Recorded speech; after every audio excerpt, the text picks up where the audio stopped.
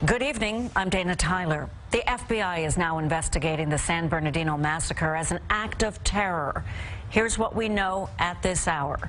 Federal sources say Tashfeen Malik, the woman accused in the attack, had pledged her support to ISIS on Facebook.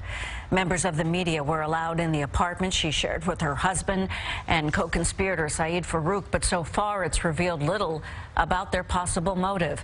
Meantime, family members are coming forward, sharing their pain and disbelief that the couple could carry out such a horrific assault. CBS 2's Danielle Nottingham has more tonight from San Bernardino. Danielle. Christina, Maurice, federal authorities don't know if others were involved in planning this shooting. They say based on the evidence, the couple could have been plotting a second attack.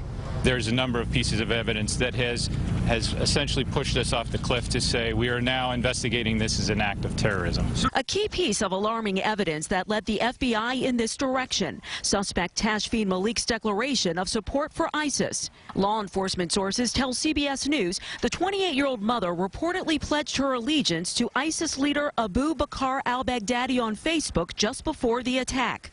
Malik and her husband, Syed Farouk, apparently tried not to leave behind digital evidence of what may have motivated them. They attempted to destroy their digital fingerprints. For example, we found 2 cell phones in a nearby trash can.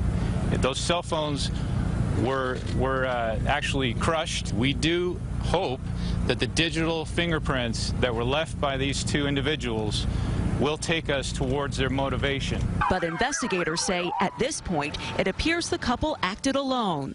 So far, we have no indication that these killers are part of an organized larger group or form part of a cell.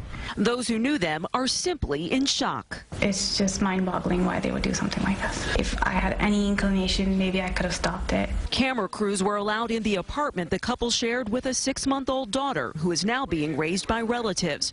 The apartment yielded little evidence of what could have caused them to carry out such violence. Those they gunned down left behind family and friends who are now coping with their unthinkable loss. Nicholas Thalasinos was a person of faith, a deeply devoted Messianic Jew. He was so kind to everybody, so he was very chivalrous. He was a good person. I loved my father. Now, as the mourning begins and more details emerge about the shooters, a chilling thought remains, the possibility that the worst may not be over.